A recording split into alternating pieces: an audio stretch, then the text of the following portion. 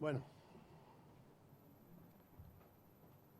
oye, hay sitios libres con protocolos de seguridad que cuidamos muchísimo, porque lo único que nos faltaba era que apareciera por aquí lo de Wuhan. Buenos mediodías a todos, a los presentes, que desgraciadamente pues han sido reducidos al mínimo por las razones que saben, y también a los que nos siguen en directo a través de los canales de Distrito TV en España, los canales de la institución gabrielista en sus diversas plataformas, el canal de la Universidad UDIMA.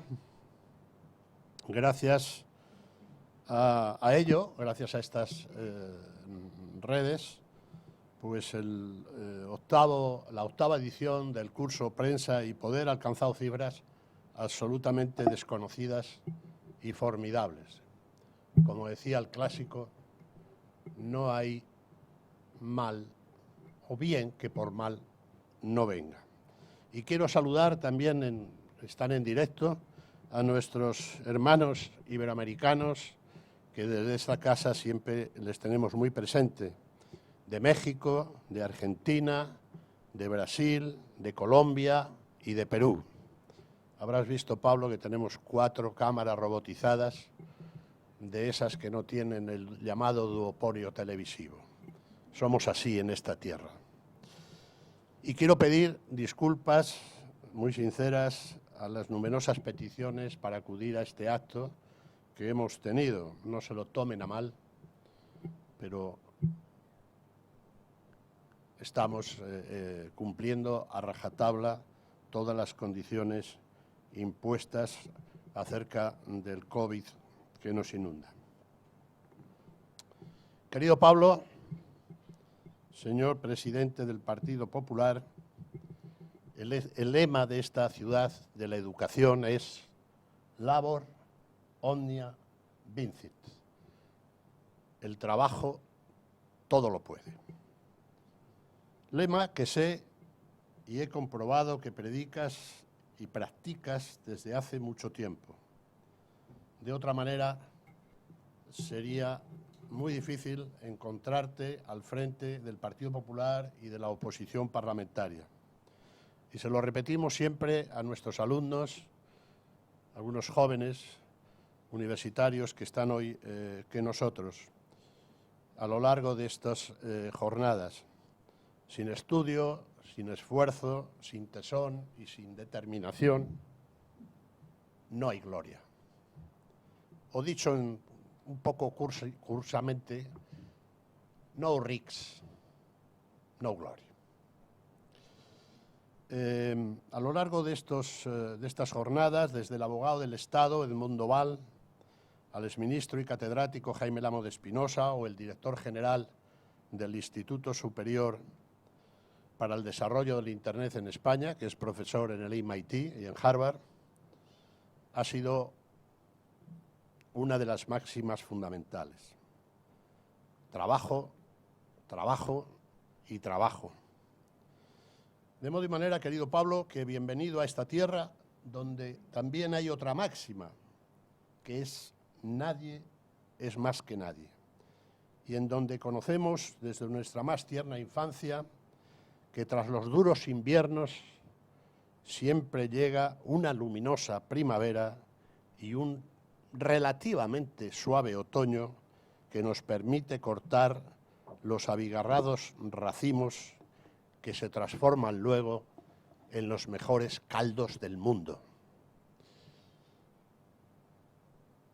Pablo, entonces sin barba y sin la pesada carga que los militantes del PP pusieron sobre sus hombros hace ahora justamente 24 meses, ya estaba convocado en este curso en el 2018 y no pudo asistir porque estaba en plenas elecciones primarias. Pero hoy, fiel a su palabra, gracias, viene a esta institución icono y referencia básica académica y formativa de la Ribera del Duero como jefe de la oposición y de un partido sin el cual, se mire como se quiera, no puede construirse una alternativa al conglomerado gubernamental en ejercicio.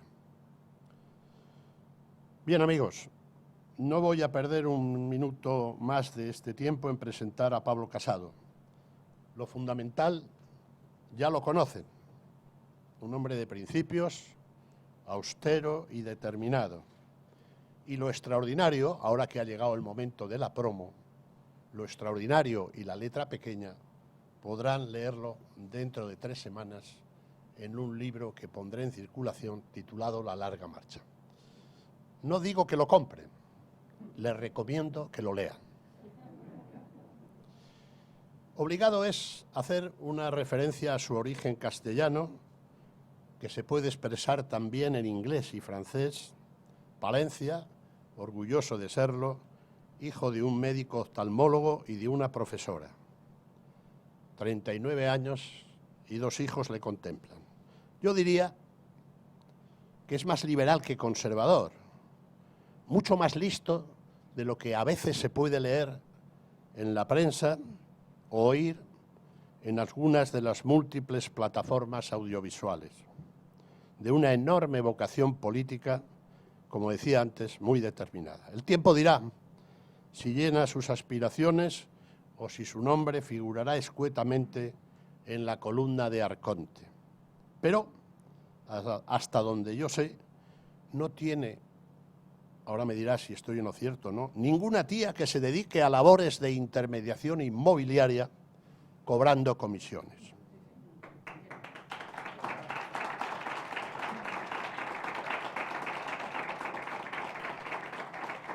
Desde luego, el tema capital del que llevamos debatiendo durante toda la semana no le es ajeno, ni por mesetario de nacimiento, ni por inclinación.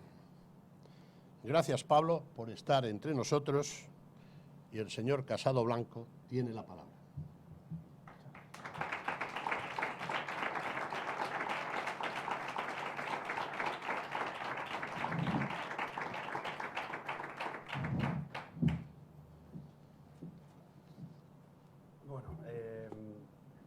Gracias, querida alcaldesa, anfitriona, y permitidme también que le agradezca a todos mis amigos y rostros conocidos para esta localidad que han tenido a bien acudir a la convocatoria de Graciano y de la institución de San Gabriel, como desde hace 8 ediciones, tanto a los diputados de Burgos, Sandra, Jaime, el senador Lacalle, también la senadora y secretaria de la mesa del Senado, senadores por León, diputados por Valladolid y por Palencia, con lo cual estamos aquí ante una concurrencia muy castellano y leonesa.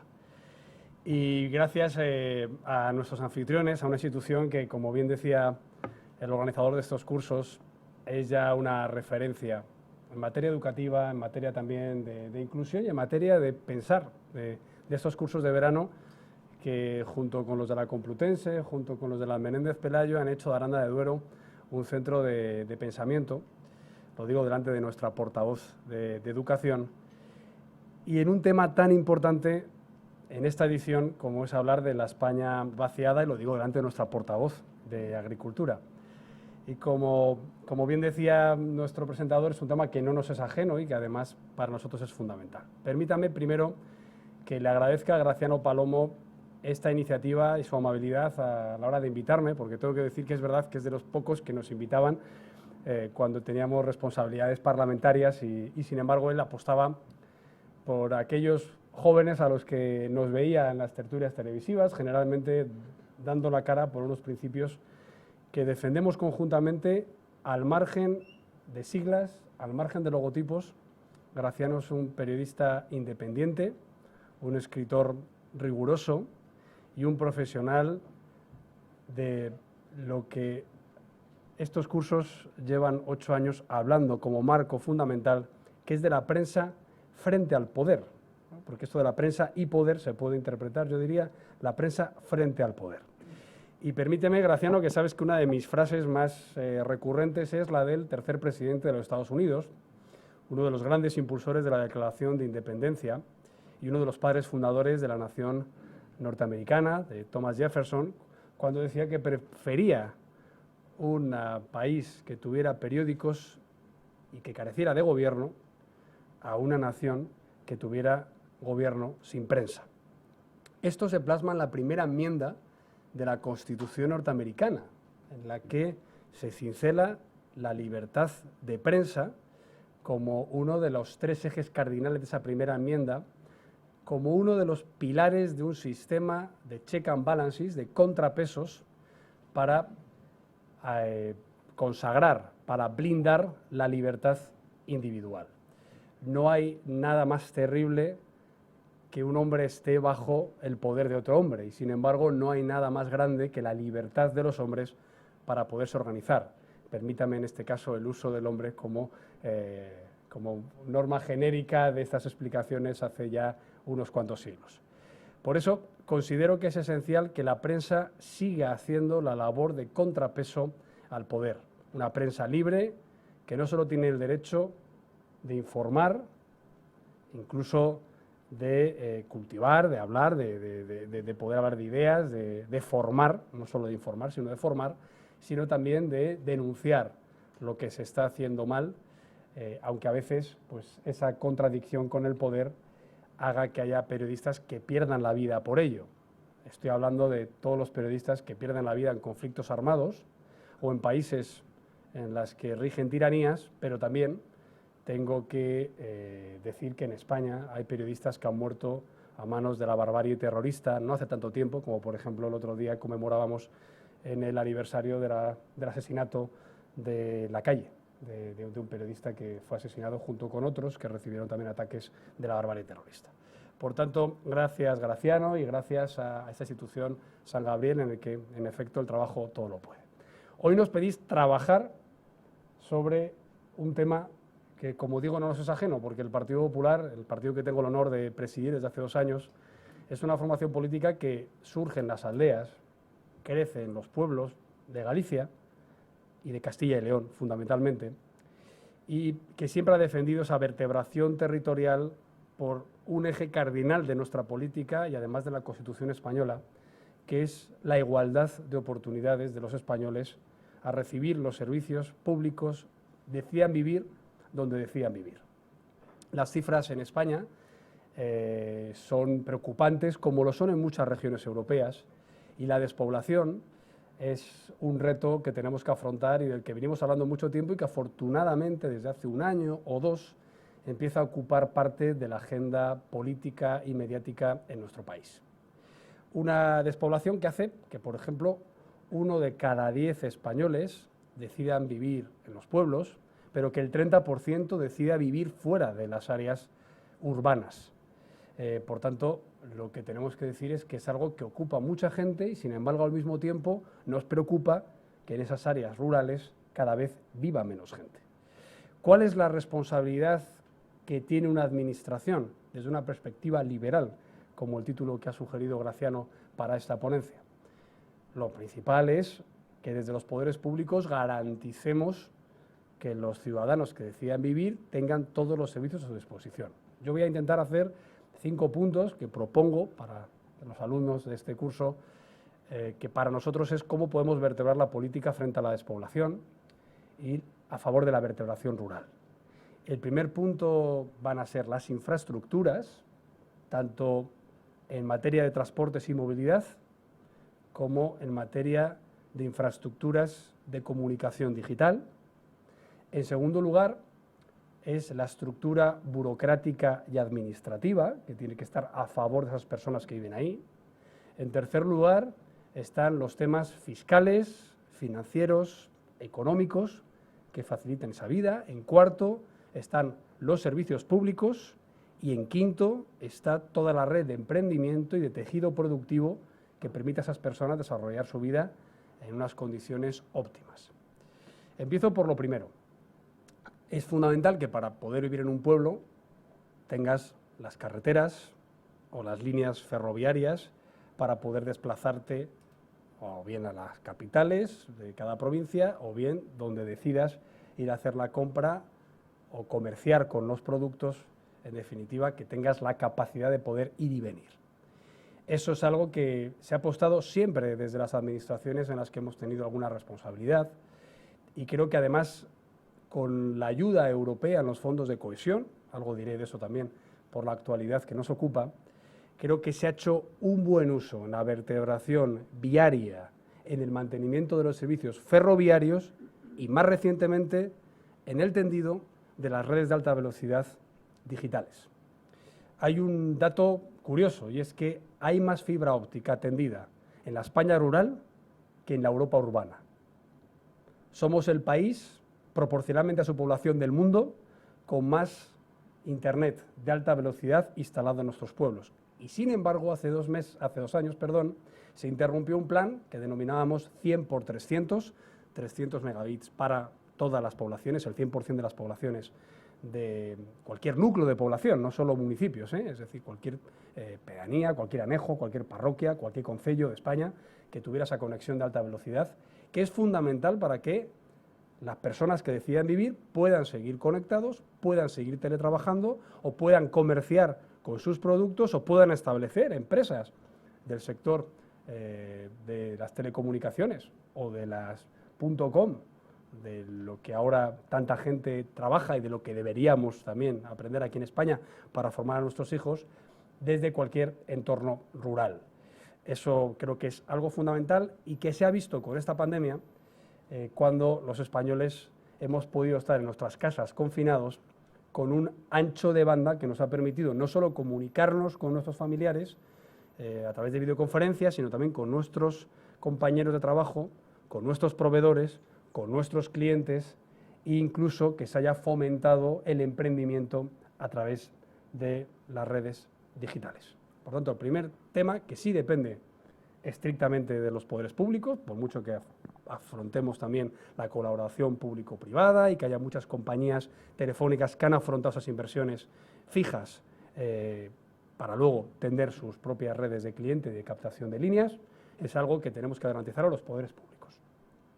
El segundo punto al que hacía referencia era la burocracia y la administración. Yo presido un partido municipalista y un partido que está orgulloso de que el 85% de nuestros cargos, concejales y alcaldes, no solo no cobran un euro, sino que les cuesta dinero al cargo.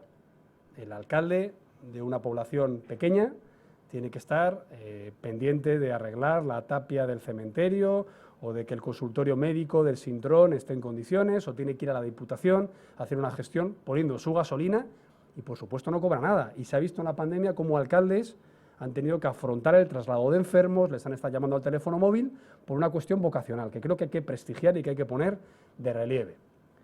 Apostamos por las diputaciones. Venimos de una época en la que el mainstream político era un supuesto regeneracionismo que venía a reinventar la demarcación provincial, en España en vigor desde 1833, y que venía a reinventar las demarcaciones autonómicas. Recuerden, comarcas, veguerías, etcétera, con intereses nacionalistas. Pero incluso nuevos partidos que desdeñaban la acción que hacíais alcaldes, insisto, sin cobrar nada, alcaldes que pueden tener una remuneración muy escueta, pero que mantienen su ocupación laboral privada, y las diputaciones. Y yo, como palentino, hijo de leonés y diputado de dos legislaturas por Ávila, lo que decía es que era un absoluto desconocimiento, porque la provincia de Ávila, por ejemplo, con 248 municipios, que me los he peinado de arriba abajo, solo 4 de ellos tienen más de 4.000 habitantes, más la capital. Por tanto, las diputaciones eran fundamentales para cualquier servicio y, sobre todo, eran eficientes, porque mancomunaban servicios de reparación de vías, de recogida de basuras, de cuestiones relativas a ganado y a depósitos en los que la salud animal estuviera perfectamente garantizada, y por tanto pensábamos que era eficiente, que vertebraba país desde hace 2 siglos, pero sobre todo que era una administración necesaria. Y lo digo de Ávila, que es una provincia con poca población, pero lo digo de Valencia, lo digo de Barcelona también. Por tanto, la administración pensamos que tiene que ser cercana al administrado, cercana al vecino, al ciudadano, con derechos y obligaciones en la Constitución. Pero hablaba también de burocracia, y la burocracia tiene que reducirse. es perfectamente compatible. Administraciones eficientes, sin duplicidades competenciales y una burocracia amable a todos los españoles, pero en especial a aquellos que deciden ir al entorno rural. ¿Qué nos encontrábamos? Pues que había jóvenes que decidían arreglar la casa del pueblo de sus padres porque querían que los niños pudieran crecer con espacios verdes y tener un patio y tener una bici, y resulta que la burocracia urbanística o las licencias de instalación en un portalón de una quesería, invirtiendo un dinero para comprar unas vacas o unas ovejas o unas cabras, eran tan rígidas como los grandes polígonos industriales de las grandes capitales de nuestro país. Y eso no tenía sentido, disuadía. Por tanto, nosotros nos presentamos a las elecciones diciendo que íbamos a reducir las burocracias, en especial en el entorno rural. E incluso lanzábamos planes específicos para la vivienda, dando una exención fiscal absoluta para la renovación de viviendas antiguas, sobre todo a parejas jóvenes que por debajo de 30 años incluso pudieran tener un incentivo, no solo de coste cero, sino pueblos que estaban incentivando en varios años el que esas parejas, el que esas familias se pudieran instalar en el entorno rural.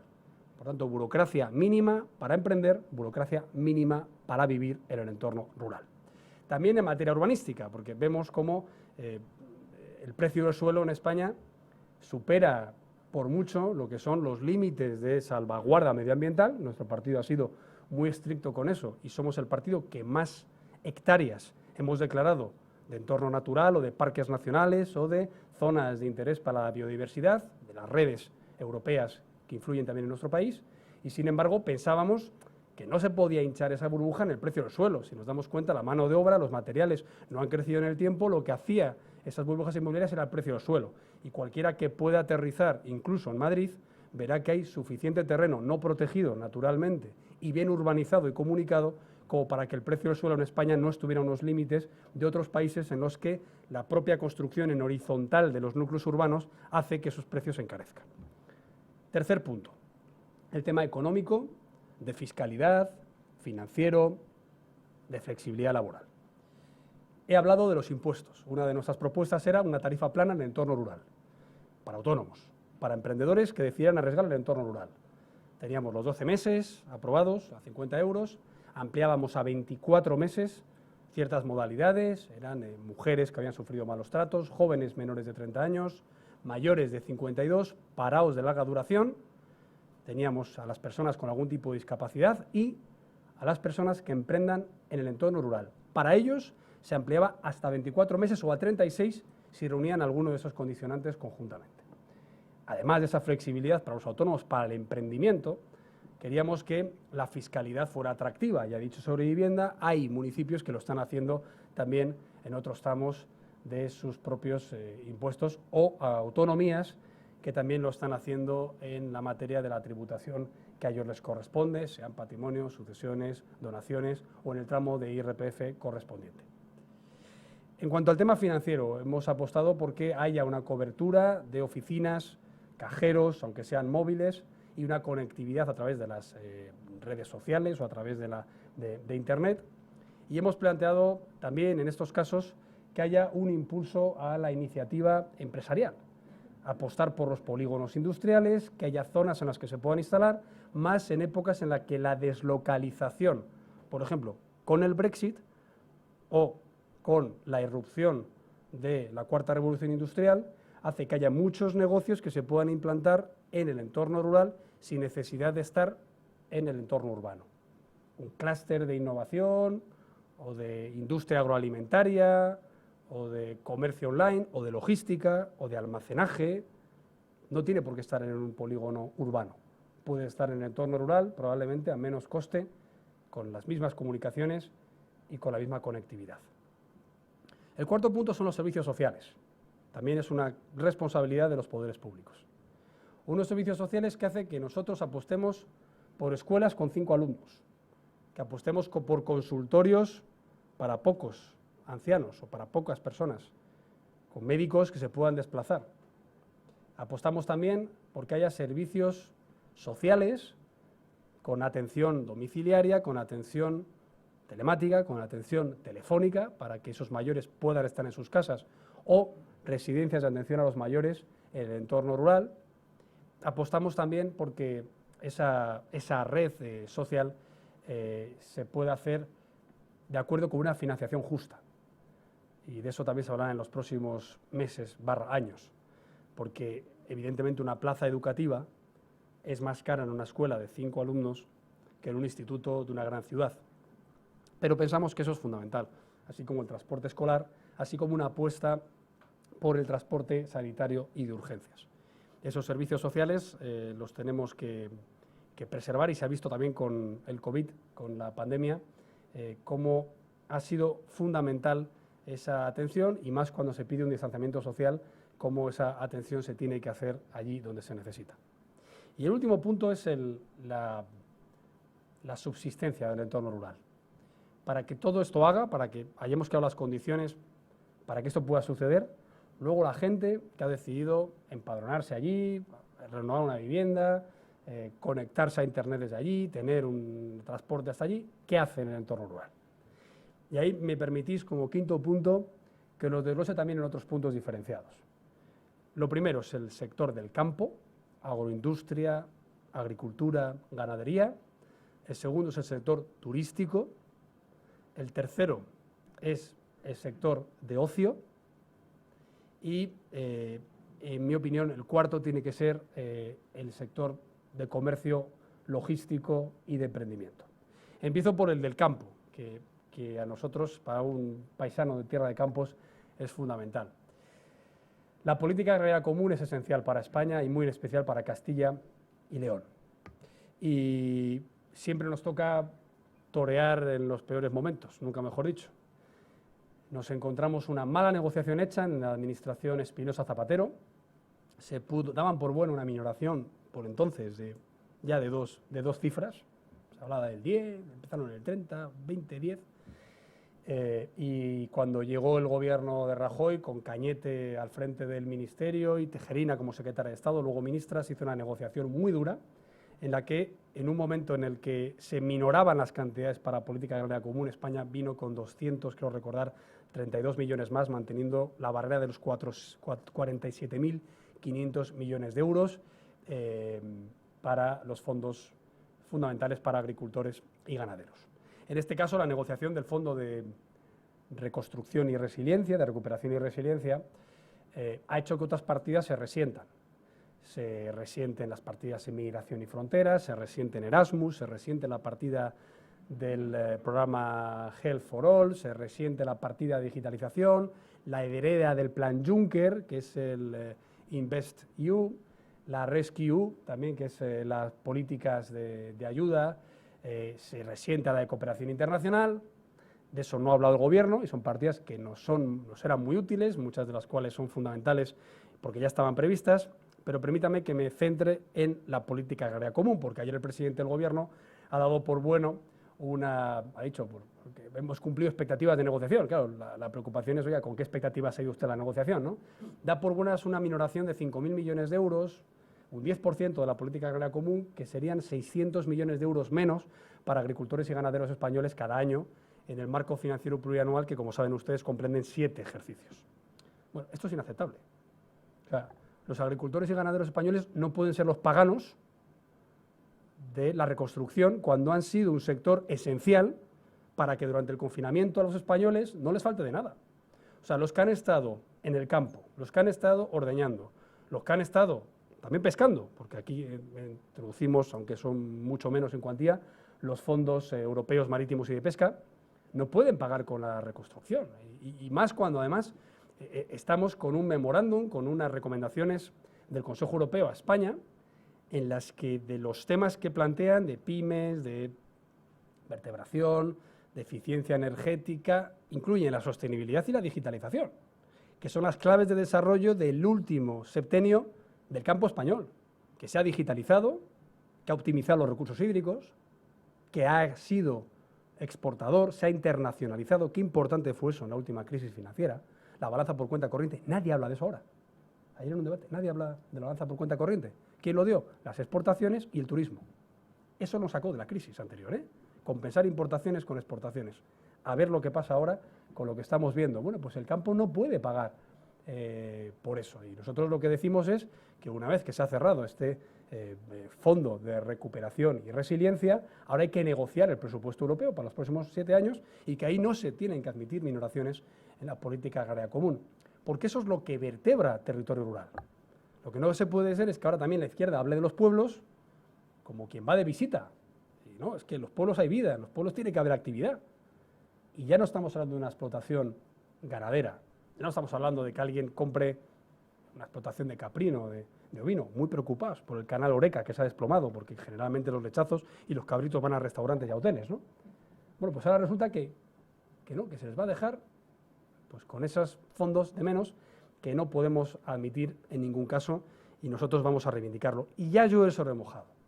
Pero claro, venimos de las declaraciones de la ministra de Empleo diciendo que el sector agrícola en España es esclavista. Claro, es que esto no se puede admitir. Luego en las campañas se montan al tractor. Luego se nota quién sabemos conducir un tractor y quién se monta como quien se monta en el tío vivo de la feria. Pero claro, es que el campo no es un zoológico. El campo es vida, el campo es economía, el campo es población, el campo es natalidad, el campo es riqueza, el campo es empleo. Y por tanto, con el campo español no se juega. Y vamos a reivindicar en esta política agraria común que se haga seriamente, con el apoyo del Partido Popular, si vamos a negociar a cara de perro, pero que no nos hagan acumular con ruedas de molino esta negociación, no la aceptamos. El segundo punto de esta competitividad es el turismo. Turismo del interior. Yo recuerdo cuando íbamos, ¿verdad, queridos compañeros?, a Fitur, pues todo el mundo estaba siempre en sus grandes stands y nosotros en Castilla y León pues teníamos stands más modestos y hablábamos de turismo del interior, y hablábamos de pantanos, y hablábamos de caminos, de rutas, cicloturistas y a caballo. Y era una rareza hace 10 años, ¿no? Era una cosa, las casas rurales, que así se tenían. Yo he vivido esa época en la que se acreditaban casas rurales y era una noticia en los pueblos, ¿no? Ahora el turismo del interior tiene un peso específico propio, sobre todo para el turismo doméstico, pero también para el turismo internacional y más este año con las restricciones que va a haber de fronteras y de movilidad, ¿no? Entonces, ese turismo del interior creo que se ha hecho bien de las instituciones en fomentarlo en el entorno rural. Incluso ha tenido que ver también con el campo, porque se han reorientado algunas actividades a este tipo de negocio. Incluso algunas familias que se dedicaban al campo ahora se dedican a la restauración o se dedican a este tipo de establecimientos hoteleros. Y lo que nosotros decimos es que tampoco podemos aceptar lo que está pasando por parte del Gobierno de España con el turismo.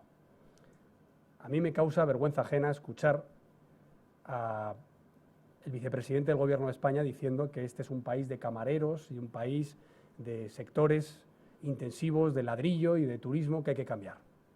Lo primero, los planes quinquenales los dejamos ya para la época soviética. Aquí habrá que cambiar la economía si los emprendedores deciden que hay que cambiarla, y los poderes públicos lo que podemos hacer es orientarla hacia la sostenibilidad, hacia la digitalización, pero que cada uno haga lo que estime oportuno con su dinero o con su endeudamiento.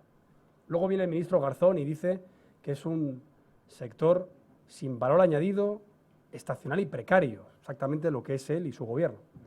Pero claro, es que eso es un mensaje hacia los inversores, que dicen, oiga, en este país se está soltando lastre de este sector, que representa un 11% del PIB, que representa un 12% del empleo nacional, y como he dicho además, compensa mucho la balanza por cuenta corriente y atrae muchísima inversión internacional y mucho gasto de fuera de nuestras fronteras. Incluso el sector residencial, este del ladrillo. Hay muchos pensionistas que vienen aquí a su casa, pues bienvenido sea, porque está gastando su pensión en otro país distinto al que la perciben, que es el nuestro, por cierto. Entonces, en este caso, nosotros hemos planteado un plan de choque muy claro del turismo. Lo primero, para atraer turismo internacional, es poder financiar las PCR de los turistas para entrar y para salir. Ya contestaron rápidamente, no, es que el PP pide que se paguen. Oiga, financiar es financiar. Y cuando el Gobierno presume de que quiere dar un plan de créditos de 4.000 millones de euros al sector turístico, eso es financiar. Por cierto, el 97% créditos, perdón, el 93% créditos. Solo el 7% transferencias, lo digo porque lo que pelea el Gobierno fuera de casa debería también proveerlo aquí en casa. El sector turístico no solo necesita endeudarse porque muchos ya están al límite. Por tanto, financiación, ayudas, incluso en el marco comunitario, a unas PCRs, como además está haciendo Alemania. Alemania no es que Alemania las cobra in situ, bueno, ya, pues que Alemania no la han tenido que venir a rescatar tanto con esos fondos, y a España esos fondos se pueden dirigir a financiar esa seguridad que pueden tener aeropuertos, que pueden tener las comunidades autónomas a la hora de recibir turistas internacionales. Segundo, fiscalidad. Pedimos que no haya tasas de pernoctación, aquí no hay en Castilla y León, pero había en Baleares, las querían poner en otras zonas, que haya una reducción de un 25% de las tasas aeroportuarias, que viene a Burgos o Aranda, ojalá venga por vía de Barajas, porque quiere decir que viene de otro país y que está lejos y que viene a disfrutar de la gastronomía, del patrimonio y de los recursos naturales de esta zona. Hemos pedido también que haya un IVA súper reducido para el sector turístico, al menos en el año 2020 y 2021. Hemos pedido, en cuarto lugar, que se amplíen los ERTES hasta final de año, por lo menos, y quizá el primer trimestre del 21, y hemos pedido que se expandan los créditos ICO y que de los fondos de recuperación europea un 30%, que va en la línea de lo que representan PIB, vayan dirigidos al sector turístico. Sí, en sostenibilidad, sí, en digitalización, pero al sector turístico, que es fundamental para nosotros. Por tanto, segundo lugar, he dicho, turismo. Tercer lugar, hablábamos de ocio. Es verdad que el ocio rural, tanto a la hora de hacer campos de golf, a la hora de impulsar la caza, a la hora de impulsar las ganaderías bravas, están teniendo un retorno económico muy importante, una fijación de población. Unas visitas, es así, generalmente de fin de semana o en el mismo día, pero que dejan dinero en las gasolineras, en los hoteles, en los restaurantes y que son esenciales. Bien, pues esa capacidad de ocio y esas infraestructuras que están haciendo las administraciones hay que, en nuestra opinión, preservarlas. Todo ello con un eje fundamental, y es que cuando ya hemos conseguido que por la estructura burocrática, fiscal, de comunicaciones, económica, la gente haya venido aquí y encima se pueda ganar la vida, luego además, si es posible, se quede y que su familia se quede aquí. Y son las políticas de natalidad. Esas políticas de natalidad que lo que esperamos es bueno, pues que sigan atrayendo jóvenes y que esas generaciones se quieran quedar aquí, o por lo menos tengan la libertad de hacerlo porque se pueden ganar la vida, y que eso también lleva planes de incentivos a las familias numerosas, a las ayudas a tener un hijo a cargo, a los cuidados de personas o a las escuelas infantiles en el entorno rural. Eso para nosotros es el plan frente a la despoblación. No es muy distinto a lo que están haciendo otros países de Europa, con menos problemas como el nuestro, y creo que en eso tenemos que estar todas las administraciones. Y acabo con esta reflexión. Venimos de unos meses muy difíciles con el COVID, en los que el Partido Popular ha tendido la mano para grandes acuerdos, pero hay que recordar que esos acuerdos venían de atrás. El pacto contra la despoblación yo lo propuse en el año 2018, junto con el pacto educativo, junto con el pacto por las pensiones, junto con el desarrollo del pacto contra la violencia de género. Esos 12 pactos famosos que me han escuchado ustedes 1000 veces decirlo, es la realidad y la hemeroteca. Lo digo porque alguno luego dice que no, que es que crispamos, no queremos pactar, no, lo que no queremos hacer es decir amén a todo cuando se hace mal. Pero evidentemente sí tenemos muy claro cuáles son las políticas de Estado en las que los partidos políticos nos tenemos que poner de acuerdo. Ayer se vio en el Congreso de los Diputados. Hablábamos de los fondos de recuperación, hablábamos de los rebrotes, que son muy preocupantes, hablábamos también de las consecuencias dramáticas en el empleo, 1 millón más de parados en la última EPA.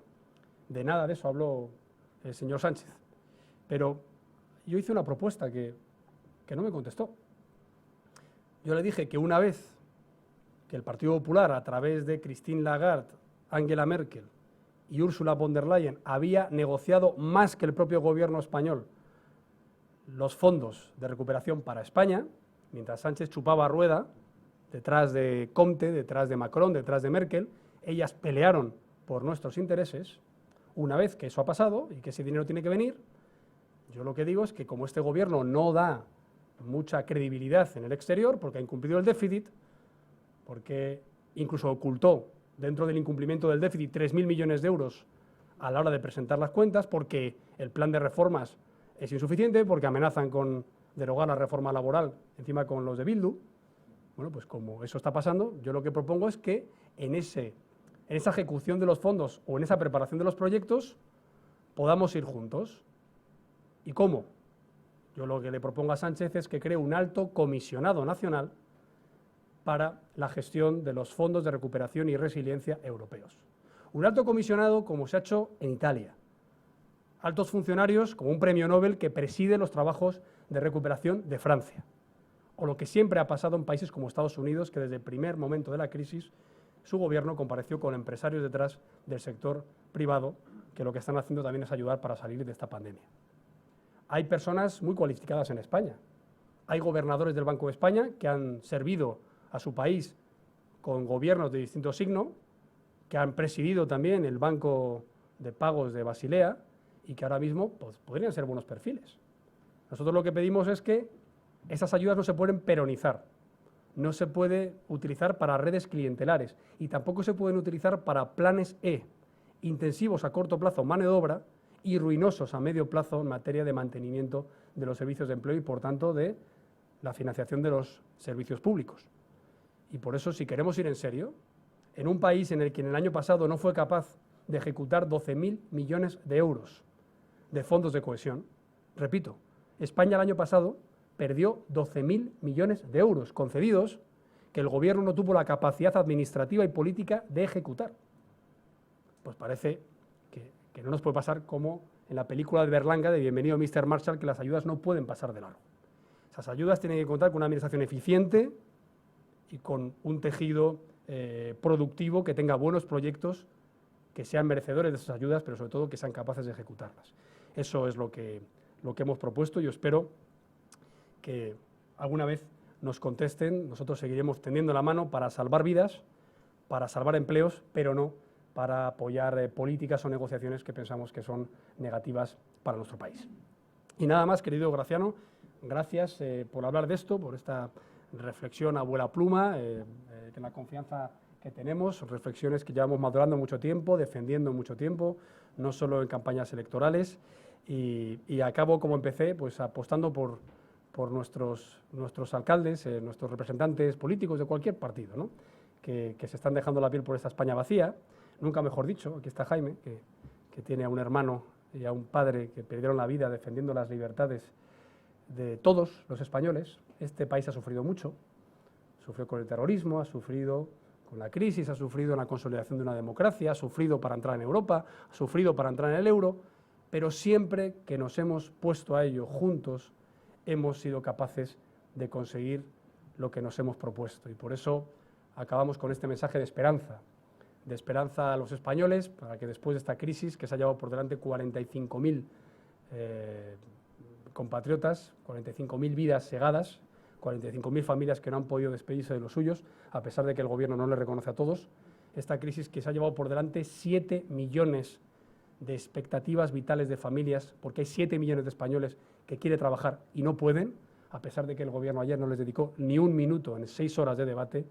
Este país que ha perdido otra vez la credibilidad y ha vuelto a entrar en estas listas negras de destinos no recomendables turísticos o destinos no recomendables para inversión internacional, este país merece también una esperanza. Y esa esperanza, esa luz al final del túnel, es que hay una alternativa política lista a volver a gestionar una recesión y a salvar a España de una crisis, como nos tocó hacer en 2 ocasiones, pero sobre todo listo a hacerlo en las urnas. Un partido que quiere ganar a la izquierda, que quiere hacerlo, además, como sabemos hacerlo, atrayendo la unión de todos aquellos españoles a los que no les gusta este gobierno radical, que pacta con independentistas, que pacta con herederos de Batasuna, que pacta con populistas. Nosotros tenemos que ser la fuerza tranquila, moderada, el partido de puerta ancha, en el que quepan liberales, demócratas cristianos, conservadores, pero también socialdemócratas, pero que apele a la unión de todos ellos en torno a un único proyecto como única alternativa de futuro, porque todo lo demás, si no, será a favor de los que nos están mal gobernando. Con esa expectativa, esa esperanza, este compromiso, también con los temas que hoy nos ocupan, les agradezco su atención y me pongo a su disposición para cualquier duda. Gracias.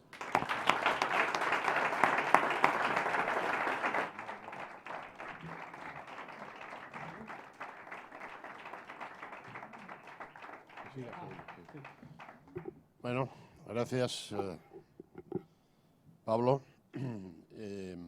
Los decanes del presidente del Partido Popular, que también los tiene, me han indicado que 2 preguntas y tal. Yo conozco la generosidad de su comandante en jefe y vamos a hacer hasta 5. Lo único condición que pongo, este es un foro súper abierto, han venido de todo tipo, hasta un secretario de Estado reciente del vicepresidente Iglesias, y aquí no tenemos miedo a la libertad, básicamente, pero sí voy a poner una condición en las preguntas, por cuanto el señor Casado está en el ejercicio activo de la política y pueden preguntarle sobre qué opina del uno, del otro, del de más allá y tal. Y aquí lo que nos ha convocado es la España vacía y vaciada. Entonces, en los alumnos inscritos le voy a... esas 5 preguntas las he repartido entre las nuevas generaciones, no del PP, nuevas generaciones, de nuestras alumnas que están ahí, o sí, del PP, no lo sé, aquí no preguntamos en dónde militas, y no sé quién demonios está dando el coñazo con este tema.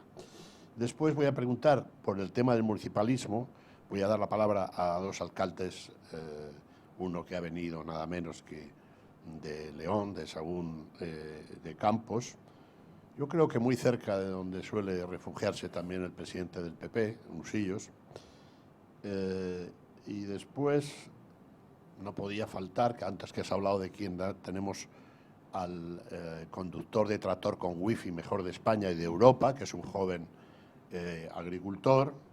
Y luego iremos, como no puede ser el modo, a la selección de las cantidad de preguntas que están llegando en redes. Dicho lo cual, la próxima gran doctora que tenemos por ahí, no la veo, Pilar. Pilar. Y como diría nuestro comisario, identifíquense, por favor.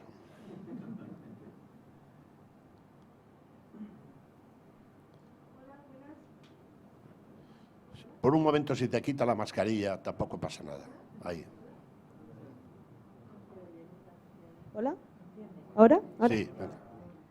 Hola, señor Casado. Mi nombre es Pilar, soy estudiante de medicina y me gustaría saber si cuando acabemos nuestras carreras y queramos volver a vivir a nuestro pueblo o vivir en el entorno rural en general, ¿qué nos ofrecería su partido si usted es presidente del gobierno? Gracias, Pilar. Básicamente lo que he dicho, ¿tú de dónde eres? ¿De aquí? ¿De Aranda? Sí, soy de Aranda, pero estoy en Valencia. Pues te he dicho prácticamente todo, pero me das pie a decirte algo que se me ha olvidado, porque esto yo como siempre vengo con 5 puntos. ¿Os acordáis que decía del último punto que había también la fase de comercio y de logística? Y alguno de aquí de Aranda, de la Ribera del Duero, habrá dicho, anda, que como es de Palencia, qué celoso que no habla de los caldos de aquí, ¿no? Que son los mejores del mundo. Bueno, pues no, lo tenía reservado para el final, pero me pones en pie para decir que dentro de todo esto que hemos dicho, ¿no? de fijación de población y de los temas de ocio, de turismo y del campo, hay que aprovechar también, tú que eres de aquí, por ejemplo, el sector vitivinícola. O sea, no somos conscientes de la riqueza que tienen las denominaciones de origen de Castilla y León. No solo Ribera del Duero, sino vinos de Castilla y León, y Toro, y Cigales, es decir, o sea, el prestigio internacional que tienen. El año pasado ha sido muy bueno, ha habido 89 millones de botellas. Este año va a ser malo, no en cosecha, no en vendimia, que en esto estamos también y que sé que me pedís que haya facilidades para que puedan venir los trabajadores de fuera para vendimiar, también en condiciones de seguridad, PCRs, etcétera, sino en que se ha desplomado el canal Horeca, que es hoteles, restaurantes y cafeterías, que es donde van destinado pues, gran parte de la producción nacional. Ha habido una bajada de un 40% de esas ventas del sector vitivinícola español y se ha desplomado a nivel también internacional, y eso que el año pasado fue muy bueno. El año pasado ha habido 12 millones más de botellas que se han puesto en el mercado que en el año 18. Entonces, lo que tenemos que intentar es apostar por ello. ¿Cómo? Dices, ¿qué puedo hacer? Ya que tomo este tema de ejemplo y no repetir todo lo que he dicho en esta media hora de intervención. Bueno, pues yo ahí también doy respuestas. tenemos que pelear por el prestigio internacional de España, por ejemplo, frente a los aranceles. Porque claro, esto de las bravatas contra Estados Unidos y contra el Reino Unido, pues tienen consecuencias. Ahora el señor Johnson ha dicho una cosa con la que no estamos de acuerdo nadie. Vamos, yo primero, que he vivido en el Reino Unido un año y que tengo muy buenos amigos en Berkshire y en Newbury, donde yo me he movido y sigo yendo todos los años. Vale. Pero es que al señor Johnson se le lleva insultando desde el gobierno varios meses. Que me lo hace Johnson, que Johnson, Trump y Bolsonaro son horribles, tal. Que aprendamos de la oposición de Grecia y de Portugal. Hombre, claro, con las cifras de fallecidos que ha habido ahí, yo también en el primer mes yo también era una oposición modélica, vamos, no decíamos nada. Yo pido que se vea la hemeroteca o para los que escriben libros. Yo le llegué a decir a Sánchez, somos una única familia, aquí tiene mi mano. Claro, pero llega un momento en el cuando esto es un caos de mascarillas, de test, pues a diferencia de lo que pasa en esos países, eso es horrible. Eso sí, para el gobierno, Starmer y Biden son estupendos porque ponen verde a Johnson y a Trump, pero nosotros somos espantosos porque decimos, oiga, si puede usted cuenta bien los muertos, si no es mucho pedir, ¿no? Y traen unas mascarillas que no sean falsas y unos test que no estén fraudulentos y, si es posible, que no sean de proveedores cercanos al Partido Socialista con 7 millones de euros en comisiones. Pero eso es crispar. Bueno, pues no. Lo que hay que hacer es una política a la que a España se le respete. Y España se tiene que llevar bien con el Reino Unido. No para ir a reunirse con la alcaldesa de Gibraltar, no, con el alcalde de Gibraltar, perdón, la ministra de Exteriores. Lo que se tiene que hacer es tener una política bilateral con el Reino Unido buena, cuando encima 18 millones de británicos vienen a España, cuando Gran Bretaña es uno de los principales receptores de vino de la Ribera del Duero, que eso tampoco se cuenta, o cuando en Estados Unidos hay un señor presidente, que yo no lo he votado, porque yo no voto en Estados Unidos, pero es el que han votado, y que lo lógico es intentar llevarse bien con él. Claro, cuando Estados Unidos dice aranceles para el vino, y sin embargo Macron pacta que se los quiten al champán, algo está pasando en nuestra diplomacia que no funciona. Y aquí se han cebado con el aceite de oliva, con los productos cárnicos, aquí que tengo algún salmantino, también lo estamos sufriendo mucho, y sobre todo con el vino. Y eso es un roto muy importante, sobre todo porque hay otros mercados alternativos, como los denominados vinos de Nuevo Mundo, Sudáfrica, Napa Valley, que tienen una penetración mucho más fácil en el mercado americano. Y con los vinos franceses e italianos. ¿Qué no sabéis de los vinos franceses e italianos aquí? Entonces, claro, mi preocupación es, no se ha negociado bien, y encima hemos contestado diciendo, bueno, que se atenga a las consecuencias de Estados Unidos. Hombre, claro, 400 millones de mercado, además con una renta per cápita muy alta, que es generalmente donde van los vinos, por ejemplo, la Ribera del Duero, vinos embotellados en cristal, en formato bueno, mucha barrica, mucho reserva, mucho crianza. Pues hombre, parece que no es muy inteligente que con 47 millones de españoles echemos pulsos diplomáticos a un coloso de 400 millones de habitantes, que por cierto es nuestro principal mercado en muchas cosas, pero sobre todo nuestro principal aliado. El vínculo transatlántico no se puede perder. Y aún estoy esperando que España diga algo con la guerra de las estatuas contra grandes figuras históricas españolas en Estados Unidos. De eso no dicen nada. De meterse con Trump todo el tiempo. Ahora, meterse con los, los desinformados, iba a decir otra cosa, que empiezan a llamar racista a Cristóbal Colón y ya se lo llaman hasta a Churchill. Vamos, tan racista que acabó con el régimen nazi. Vamos, fíjese usted lo racista que era Churchill. Pues nos está pasando a nosotros, con nuestros descubridores, con nuestros grandes promotores, además de la hispanidad. Entonces, digo, por irme a un tema en concreto en lo que se puede hacer aquí, el vino. Y además es una ocupación maravillosa, no solo porque es marca España, sino porque lleva asociado mucha creación de empleo. No solo en aerología, no solo la viticultura, sino además está muy asociado con la gastronomía, con los hoteles rurales, cada vez más con rutas también para entender esa cultura, desde spas, pasando por maridajes o pasando por experiencias rurales en torno al vino.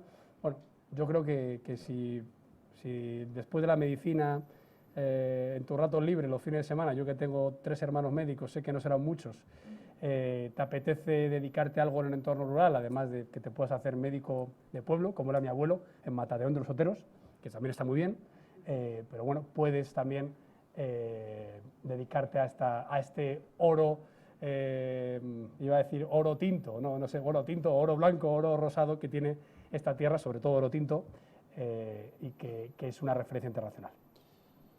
Bueno, Pilar, tú esperaba que te dijera que cuando acabara la carrera te nombraba secretaria de Estado o algo así, pero... Oye, mejor que los que están en sanidad seguro que lo haría, ¿eh? La Toscana ribereña puede esperar. Bueno, el presidente Casado ha hablado de un tema que es verdad, el tema de poner en cuestión el derribo de las estatuas y tal, pero estoy viendo una persona que se ha distinguido en redes por la reivindicación de las grandes figuras históricas. Claro, es de Sahagún, de Fray Bernardino de Sahagún, Juan Ponce de León, que era de ahí, el otro, el famoso cardenal Cisneros. Es decir, con lo cual me da pie a que le puedas hacer una pregunta al presidente Casado, si a ser posible, como tú vives ahí y has sido además alcalde, tal. Ahí tienes el micrófono. Marino.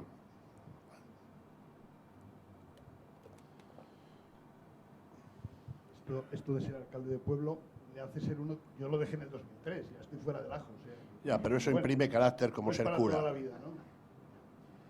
Bueno, sí, defensor de las figuras, sí, en las redes me estoy pegando con unos mexicanos últimamente, pegando literalmente. Sí, pero a ver si aprendes a utilizar el micrófono, por favor, que es gratis. Es que en mi época no había de esto.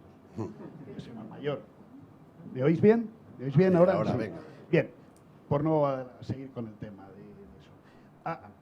A mí hay una cosa que me preocupa, que creo que es la más difícil de hilar, que tendréis cuando lleguéis al gobierno, si Dios quiere, y este país lo necesita además. El tema de la fiscalidad positiva en el mundo rural. Los que vivimos ahí, yo me recorro semanalmente la región. Tengo que viajar de un sitio para otro, y estamos convencidos que sin empleo no hay posibilidades. Es decir, podemos destinar un montón de fondos públicos, un montón de posibilidades, pero entiendo que sin una discriminación fiscal positiva, nuestros pueblos va a ser muy difícil que salgan adelante. El ejemplo básico que tú conoces, es decir, una tienda en Matadeón, una tienda en Matallana, los números de clientes que tienen son muy pocos, en Villalón, en cualquier sitio. Necesitamos una discriminación positiva y es muy difícil hacerlo, porque no estamos hablando de dineros, estamos hablando de dejar nuestros dineros en los bolsillos. Es lo más difícil, creo yo. Y entonces, me gustaría Marino, que abundaras un poco. Pero en ¿cuál eso. es la pregunta exacta? No, es una reflexión, ¿no? Es una reflexión para abundar en la necesidad de que sin empleo no va a haber solución. Muy bien. Y que el empleo viene por una discriminación fiscal positiva. Es mi reflexión. Por supuesto. A ver, ¿cuál es la del presidente Casado? Venga. Sí, en general, en particular para el entorno rural y en general para salir de esta crisis, ¿no? O sea, siento reiterarme, pero vamos, llevamos 2 meses o 3 meses diciendo que hay que bajar los impuestos en España. Entonces me dice, no, pues es que hay que recaudar porque tenemos un boquete de recaudación. Digo, bueno, ¿y qué es mejor? ¿Que una empresa no pague impuestos y mantenga a los trabajadores, o que todos sus trabajadores se vayan al paro y ya no puedan consumir y además reciban una prestación por desempleo y la empresa cierre? Bueno, en España han cerrado 135.000 empresas. Pero antes de la pandemia ya había un 57% menos de creación empresarial en España.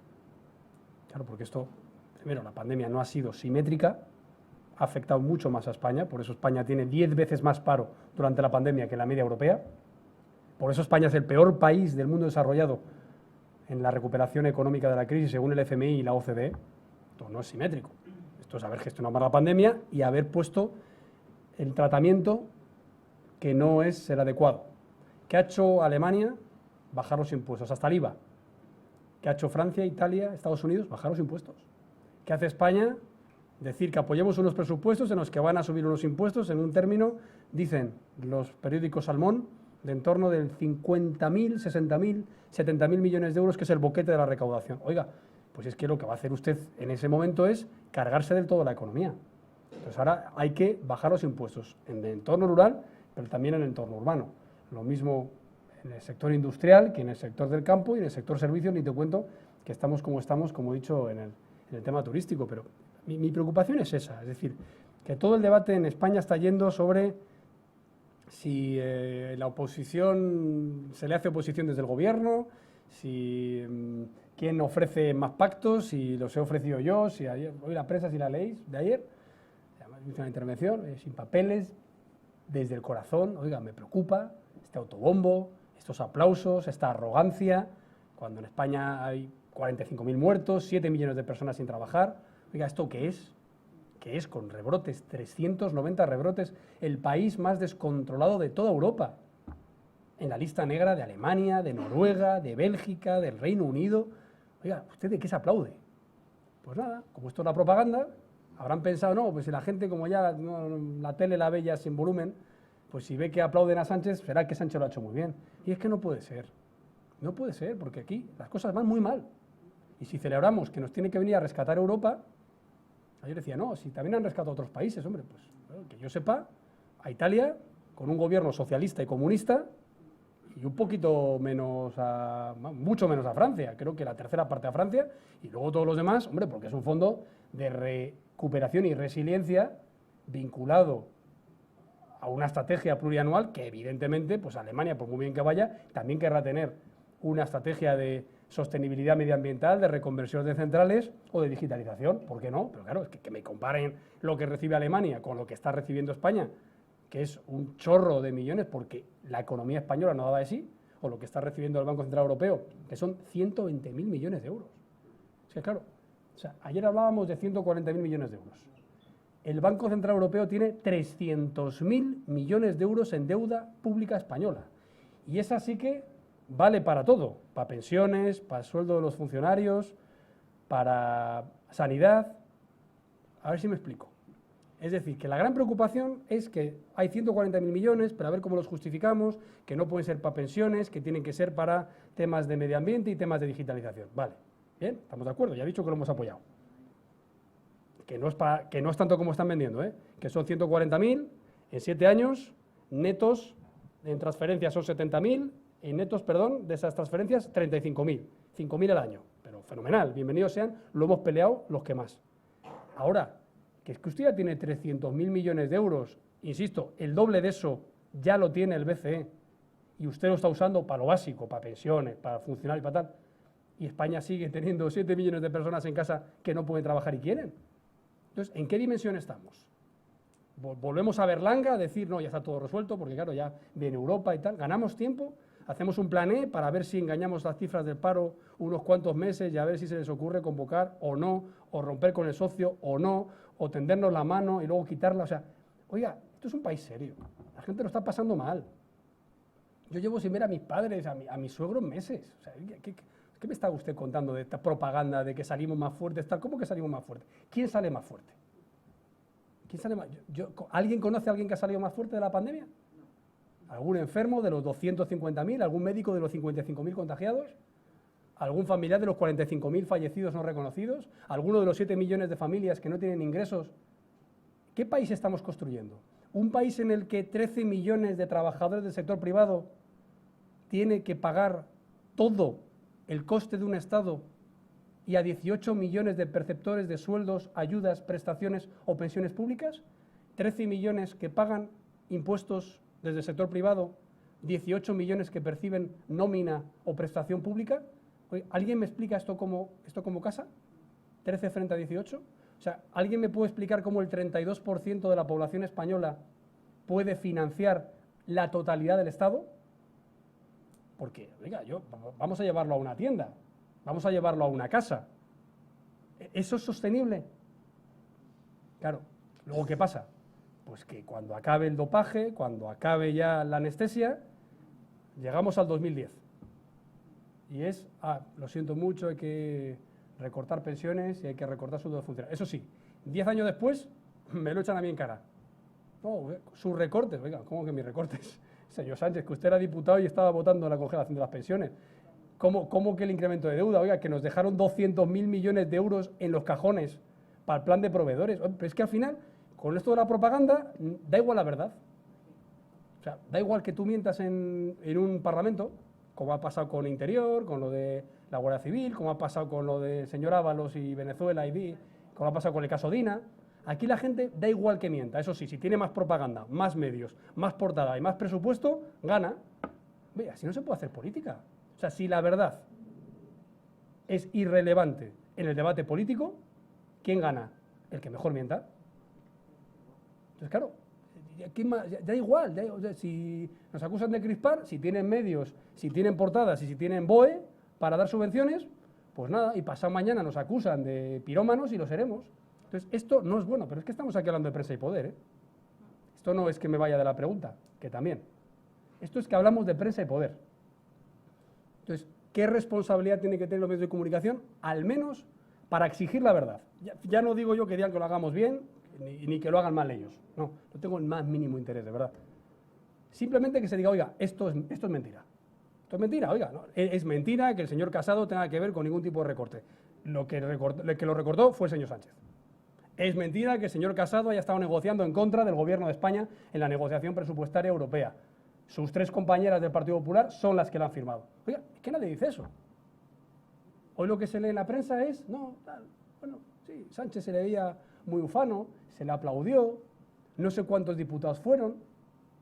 Hay quien está hablando de los 7 millones de españoles, de las cifras que le ha dicho Cambridge, que son patéticas. Entonces yo tengo una sensación, ahora que nos vamos a reflexionar un poco en agosto, la semana o 2 semanas que nos podamos coger, oiga, hagamos una reflexión como país. Esto no se ve en el mundo. No se ve. El otro día me pasaron por WhatsApp una entrevista a la viceministra de Sanidad del Reino Unido. Buscadla. Buscadla.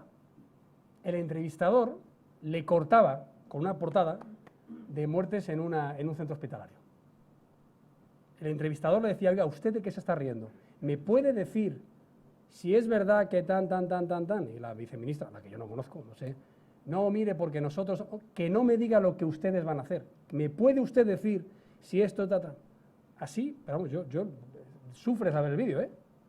O sea, 15 repreguntas. Bueno, aquí nada, aquí salen a decir que hay 28.000 muertos y si nosotros pedimos la cifra, crispamos.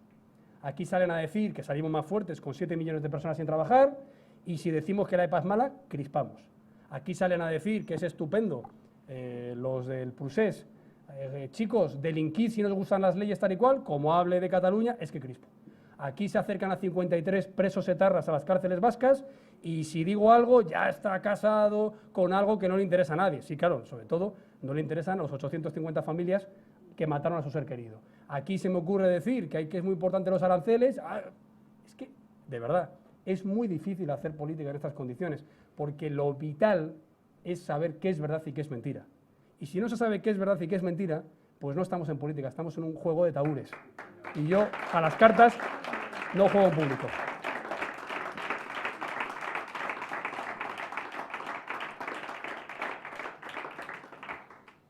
Sí, lo que acabas de decir es perfectamente descriptible. Pero, Pablo, todo lo que no es real no subsiste al tiempo. Es cierto que pueden estar 20 años, con lo cual, todos jubilados. Le toca el turno al agricultor joven de 34 años, que cumplió ayer, por cierto, enhorabuena, que tiene un tractor con wifi y se ha hecho rico vendiendo cebada y no quiere salir de aquí ni con los geos. Venga. Muchas gracias. Tendrás wifi en el tractor, pero el micrófono... El micrófono no funciona. Muchas gracias, Pablo, por venir aquí. Ha comentado durante su exposición que el recorte de la PAC, según el señor Sánchez, es de 5.000 millones. El lunes estuvo aquí un exministro de Agricultura, como fue Jaime Lano de Espinosa, y nos dijo que ese recorte puede incluso llegar a 8.000 millones.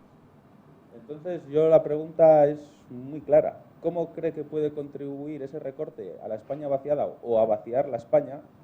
¿Y qué puede hacer el Partido Popular al respecto? Bueno, yo voy a tomar una cifra conocida por todos. La actual vicepresidenta tercera del Gobierno, Nadia Calviño, como directora general de presupuestos de la Comisión Europea, defendía un recorte de más del 30% de la PAC en el 2018. Esto no es crítica, es crónica política. Entonces, bueno, a la señora vicepresidenta del Gobierno, oiga, señora Calviño, ¿usted está de acuerdo en que se pueda recortar la PAC hasta un 40%? probablemente le diga que no, porque ahora están en el gobierno y tienen que enfrentarse a las urnas, ¿no? Bueno, pues en esto es en lo que estamos. Nosotros hemos dicho para lo que, en nuestra opinión, no se puede aceptar un acuerdo y no vamos a aceptar esa minoración. Y además, lo digo muy claro, nuestro grupo parlamentario no va a votar esa minoración en el Congreso, en el Parlamento Europeo. Entonces, bueno, pues ellos tendrán que ver qué es lo que quieren hacer. ¿Es importante para el Partido Socialista la política agraria común? ¿Sí o no? ¿Les parece bien que un sector de 2 millones de personas, entre directos e indirectos, campo, agroindustria, sigan vertebrando España, sigan garantizando el abastecimiento? ¿Sí o no? Bueno, pues ellos tendrán que decirlo. Nosotros no estamos en la moda ahora de hacernos los que nos gusta el campo. Nosotros hemos salido del campo como partido.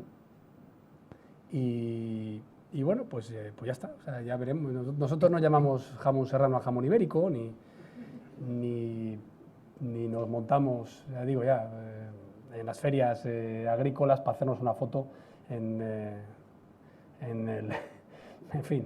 el último modelo expuesto. O sea, nosotros lo que pensamos es que esa es nuestra vida y que es en donde hemos crecido como formación política y algunos, bueno, pues que seguimos teniendo familiares dedicados al campo.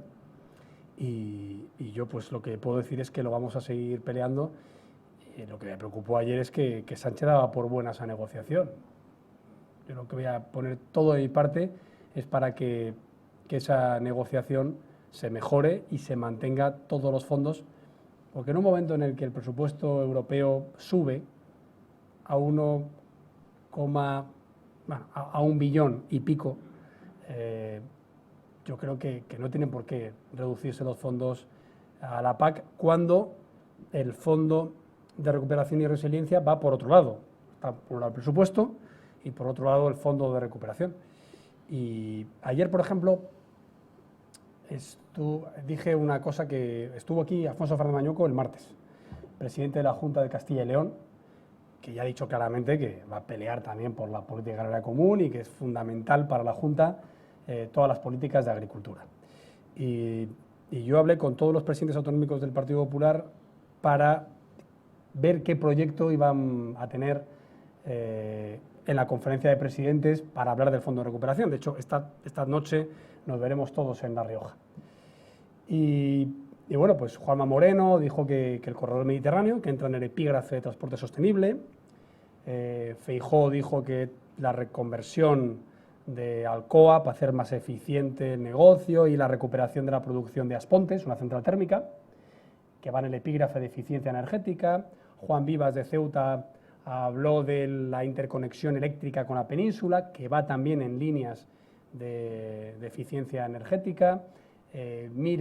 López Miras de Murcia dijo que la garantía de la llegada del agua y la recuperación del Mar Menor, que va en el epígrafe de recursos hídricos. Ayuso va a pedir la financiación del hospital de pandemias, el primero que va a haber en el mundo específico, construido en Valdebebas, al lado de Barajas, va en el epígrafe sanitario. Y Alfonso Fernández Mañueco me dijo política agraria común, que va en el epígrafe también de vertebración territorial, de fijación de población, de empleo, etcétera. Por tanto, las prioridades las tenemos aquí muy claras. Vamos a pelearlo. Confianza en este gobierno, no te oculto que mucha no tenemos. Bueno, de acuerdo con lo prometido, el alcalde de una villa histórica, no, está más atrás, muy cerca de aquí, Humilde de Izán, que lleva toda su vida con mayoría absoluta. Buenos días. Buenos días, Pablo, y gracias por estar aquí. Como muy bien ha dicho Graciano, soy alcalde del PP, y a mucha honra, y militante del PP, y a mucha honra. Y quería hacerle una reflexión, petición o pregunta un poco de acuerdo con lo que ha dicho el alcalde de Sahagún. En el año 1960 se produjo una emigración masiva de nuestros pueblos, con 8 miembros familiares en cada familia, y tuvieron que emigrar pues, a Cataluña, al País Vasco y a Madrid, porque allí es donde estaban los altos hornos, las textiles, las fábricas de coches. Entonces, estamos viendo pues, desde Castilla y León que somos una comunidad tranquila, que no damos guerra, que nos conformamos con lo que nos dan. Y mi pregunta, Pablo, es, cuando seas futuro presidente del Gobierno, que esperemos que así sea, a ver si tenemos que hacer como hacen los catalanes, tirar las sillas a la Policía Nacional y la Policía Nacional aguantando estoicamente, escupir e insultar a nuestra Guardia Civil y la Guardia Civil quietos, pero luego llegan los presupuestos y Cataluña se lleva 10.000 millones de euros y Castilla y León 2.000. País Vasco 8.000 millones y Castilla y León 2.000. Si esos 10.000 millones se los dan a Castilla y León, probablemente la gente de aquí no se tenga que ir ni a Cataluña, ni al País Vasco, ni a Madrid. Entonces, mi pregunta y petición, y lo vemos en Aranda, si Aranda no tuviese la Michelin, Pascual y Glaxo, pues nuestros pueblos se despoblarían mucho más. Entonces, cuando seas futuro presidente del Gobierno, te pediría que te acuerdes de Castilla y León, que no somos guerreros, somos gente humilde, trabajadora, pero que también nos gustaría tener empresas, que las farmacéuticas no vayan siempre a Barcelona, que los altos hornos no vayan siempre al País Vasco, que, en fin, muchas cosas. Entonces, esa es mi reflexión y petición para cuando seas futuro presidente del Gobierno. Sí, tocas uno de los asuntos que por tiempo no había tocado, ¿no? Cuando hablaba de fiscalidad, de flexibilidad laboral, de reducción de costes burocráticos. Hemos hablado un poco de formación hoy, estamos aquí en una institución señera en formación. La formación también es competitividad. Sandra está en plena elaboración de nuestra, iba a decir contrarreforma, no, porque la contrarreforma es la de ellos, pero plena elaboración de nuestro modelo educativo, además de lo que ya hemos hecho en los últimos años, y es FP dual, materias tecnológicas, bilingüismo, emprendimiento, evaluación de conocimientos, internacionalización, que es de lo que deberíamos estar hablando. Y el quinto punto, que yo lo llamo competitividad, también los puse ayer, pero lo importante eran los asientos del Congreso. El quinto punto de competitividad, hay cosas que ya hemos hablado: digitalización, sostenibilidad, internacionalización, seguridad jurídica, que ahí has tocado tú. Si en una autonomía en España se dice no cumplan las leyes, chicos, el inversor que está en Wall Street dice, oiga, aquí no, a Italia. ¿Por qué? Porque, hombre, si no cumplen las leyes ni para delitos penales, a mí quién me garantiza mi retorno de inversión o que no me cambien las reglas a mitad de partido. Y el quinto punto de competitividad, que es a lo que iba, es la reindustrialización. Estamos aquí en zona no solo de vinos, sino en zona de industrias. Esto, siempre decíamos, hay que llegar al PIB industrial de un 20%. Y esto lo decíamos cuando estábamos en el 16% y ahora estamos por encima del 12%. No puede ser, porque la industria al final es valor añadido, es empleo de calidad, está bien remunerado, es formación continua, es empleos asociados. Y en esa industrialización, que yo sigo planteando desde nuestro partido, pues tenemos que tener los condicionantes para hacerla atractiva. Yo creo que, además de mantenimiento de la flexibilidad laboral con la reforma laboral, que vino muy bien para evitar deslocalizaciones, por ejemplo, yo que me conozco bien, Palencia fue clave para evitar que Renault de Palencia, Valladolid y recientemente en Ávila se deslocalizara. Y ahí hay que agradecer al presidente de Renault en España, que en un momento en el que Francia ha cerrado 5 plantas, en España se han mantenido todas. Las 3 de nuestra comunidad autónoma y la de Motores de Sevilla. Entonces, bueno, pues eso es ¿por qué? Porque hay una norma laboral que es competitiva. La fiscalidad. Yo insisto mucho en que bajar impuestos acaba recaudando más. El último que lo ha hecho, por ejemplo, ha sido Juanma Moreno en Andalucía. Digo, por ver un contraste frente a una administración de otro signo cuando hemos llegado nosotros. Había un gran bache en recaudación, sin embargo, bajo los impuestos ya ha recaudado más. Y después de 40 años, la Junta de Andalucía tiene unas cifras de creación de empleo, de atracción de inversiones superiores a la media nacional. Por tanto, se puede atraer esa inversión y se puede fijar la que ya está aquí, ¿no? Y yo creo que el sector del motor, por ejemplo, pues ya que hablamos de esto, de la industria de componentes y de Michelin, lo está pasando muy mal, las ayudas anunciadas son insuficientes, ha habido una demonización del sector con esto de que es contaminante y, por cierto, mentira también, porque un motor de última generación, diésel o gasolina, contamina mucho menos que un motor de hace 10 años. Un coche de hace 10 años contamina tanto como 6 coches de diésel o gasolina de los que ahora están saliendo de las fábricas a las que Michelin, por ejemplo, pone los neumáticos. Y encima ahora que hay plantas que ya tienen motorización híbrida o motorización eléctrica, como pasa en Valladolid, o como está pasando en Zaragoza, o como pasa en Madrid, o pasa en Vigo, o pasa en Valencia, pues hay que apostar por ese sector, que es un 40% de las exportaciones industriales españolas. Vuelvo al tema exterior, que es importante que lo tengamos en mente. Pero también hay que fomentar una bajada de impuestos de sociedades, como proponíamos nosotros, una facilitación del crecimiento empresarial. En España hay barreras sindicales, administrativas y fiscales que hace que la empresa con un determinado número de empleados no quiera crecer, no les haga cuenta crecer. Y por eso el tejido español hay demasiadas micropymes, demasiadas pymes en comparación con nuestros competidores. Bueno, pues todas estas cuestiones que nosotros sí que lo tenemos en un plan ya trazado, presentado 1000 veces en el Congreso y en el Senado, y da buena cuenta de ello, yo creo, Cristina, porque fue en la legislatura anterior, no esta.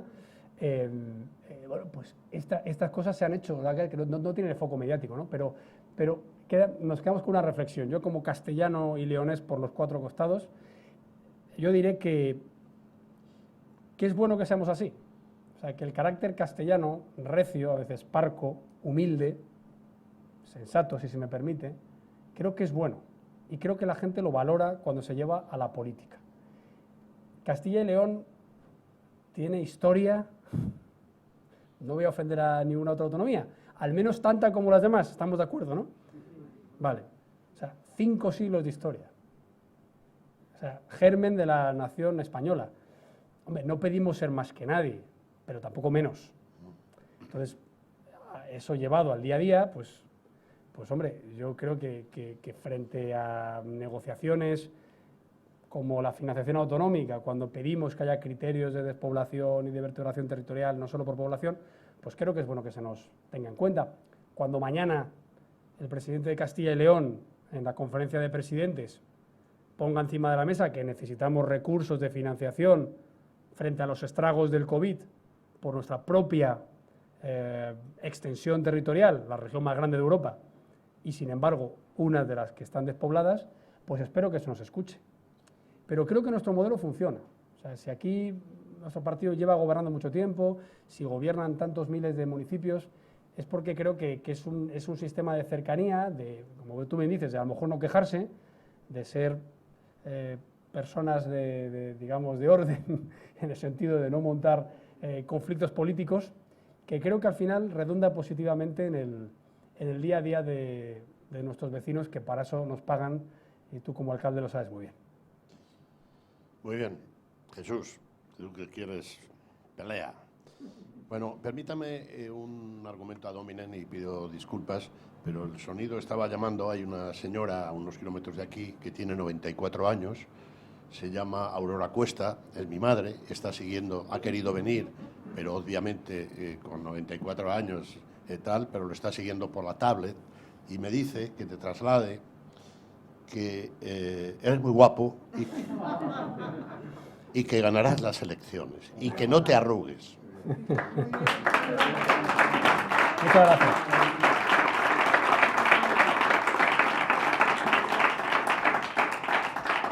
Y tiene un ojo, como diría el otro, Luego se lo digo a mi Donde la mujer, ponen, pero la estas clavan. cosas hacen mucha ilusión. Me hubiera gustado venir aquí como otros años, que estaba ahí, se bebía la semana, pero claro, está en una situación como tal.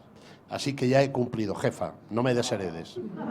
Esa es la generación que tenemos que defender y que tenemos que homenajear. La generación que hizo la transición, la generación que nos metió en Europa, la generación que construyó el estado del bienestar, la generación que ha compartido la pensión cuando hemos tenido una recesión y la generación que por desgracia más ha sufrido esta maldita pandemia. Y nuestra obligación es defenderles, protegerles y honrarles como merecen. Así que gracias a tu madre y a toda su generación. Muy bien, muchas gracias.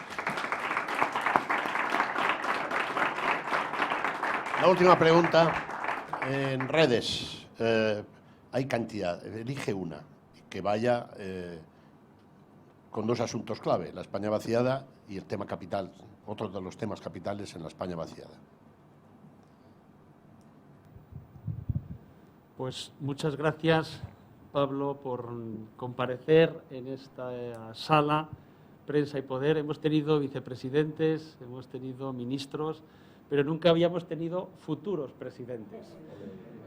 En ese sentido, gracias en nombre de la institución gabrielista y te hago una pregunta del chat, arrimo el ascua a nuestra sardina.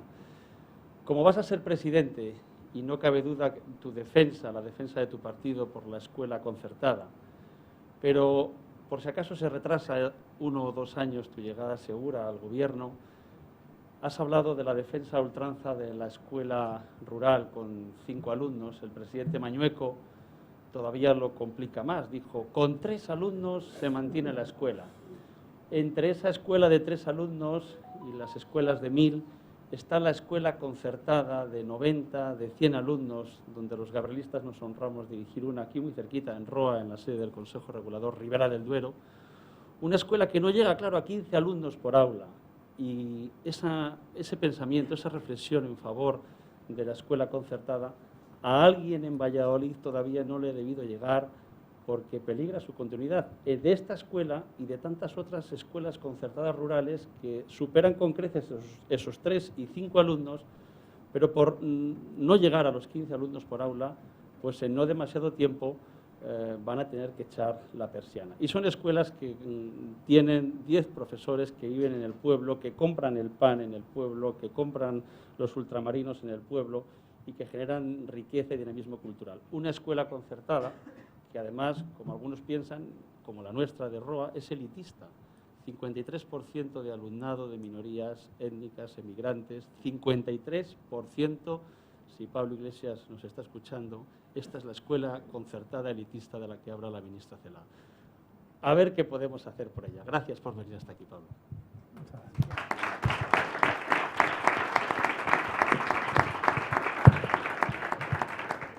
Pues aprovecho, como es la última pregunta, a agradecer a la institución gabrielista estas jornadas y la labor que se está haciendo. Y en efecto, estás bien informado. Somos defensores de la escuela concertada, pero por una sencilla razón, porque somos defensores de la libertad educativa.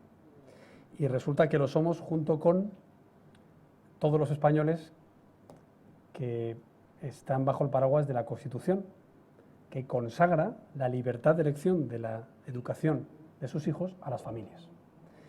Los hijos sí son de los padres y los padres tenemos el derecho a elegir qué tipo de educación queremos para nuestros hijos. Y la educación concertada representa a muchas familias que lo que quieren es un tipo de educación que tienen el derecho de elegir y que además es eficiente, porque en cuanto a los recursos públicos es, vamos a decir, igual de eficiente, vamos a dejarlo ahí para no traerte aquí demasiadas redes, pero sobre todo cumple una función fundamental. Y es verdad que nosotros venimos en este tema desde hace 2 años alertando de que pensábamos que el Gobierno iba a empezar a atacar a la concertada. Lo ha hecho en los últimos meses de forma subrepticia, ¿no? Con el tema de las líneas y poniendo que hasta que no se cubran las líneas en los colegios públicos, entonces se condicionan los fondos en la concertada. Y ahora, antes de que se tramite la nueva ley, que claramente va en detrimento de la concertada y de la especial, que es también una función esencial de que las familias que tienen niños con algún tipo de capacidad distinta, con algún tipo de discapacidad que requiere de más atención o de mayor seguimiento, bueno, pues antes de esa tramitación legal ya hemos visto en los fondos de las autonomías dirigidos a la educación después de la pandemia que se primaba a la educación pública, lo cual es un contrasentido porque la educación concertada también es pública. Hay educación pública y público concertada. Y eso es algo que verdaderamente deberían entender los ministros. Ministros, por cierto, que luego cometen la incoherencia o la hipocresía de que luego hacen uso de la educación concertada y de la privada, como ha pasado con la sanidad. Se curan del COVID en hospitales privados, pero luego demonizan a cualquier tipo de concierto sanitario, incluso aquellos que pusieron en marcha ellos, como en autonomías como Andalucía. Entonces, este tipo de miedo a la libertad de elección a mí me preocupa. Yo, uno de los pilares de mi programa electoral era la libertad de educación educativa y sanitaria, además de los impuestos. Oiga, que alguien quiere ir a otro hospital, que vaya. Que alguien quiere elegir médico, enfermera, que lo elija. Que alguien quiere elegir un colegio, que lo haga. Lo que tenemos que hacer los poderes públicos es que haya colegios y que cubran a la población escolarizable. Pero luego que cada uno tenga la libertad de elegir. ¿Por qué a mí el Estado me va a tener que decir lo que yo tengo que elegir para mi familia? Yo creo que eso es un síntoma de miedo a la libertad. Y por eso empezábamos. La frase de Jefferson era en el marco de un apartado de defensa de las libertades individuales. Ahí incluía la prensa. Pero era el marco de las libertades individuales. Y la libertad de elección de la educación es fundamental. Entonces, ahí sí que te tengo que decir que vamos a poner pie en pared. Vamos a defender la educación concertada y la libertad de las familias a elegir en dónde quieren que sus hijos sean educados, como siempre hemos hecho, y muy en especial cuando empecemos a tramitar esta ley, que es mala para la empleabilidad de los niños, porque no cubre las carencias de un sistema educativo en el que hay demasiado paro juvenil en nuestro país y, sin embargo, empieza a haber puestos de trabajo que tienen más oferta, es decir, que tienen más plazas sin cubrir por falta de capacitaciones, sobre todo en materias tecnológicas y digitales, eso por un lado, pero luego no vamos a permitir que se conculque la libertad constitucional de la elección de las familias de la educación de sus hijos. Muchas gracias a todos, gracias Graciano, y espero que esta hora y cuarto les haya resultado interesante. A mí me ha resultado muy interesante y cualquier otra pregunta, pues ahora tendremos oportunidad, si no se tiene que ir a comer muy rápido, de hablarlo en persona. Sí.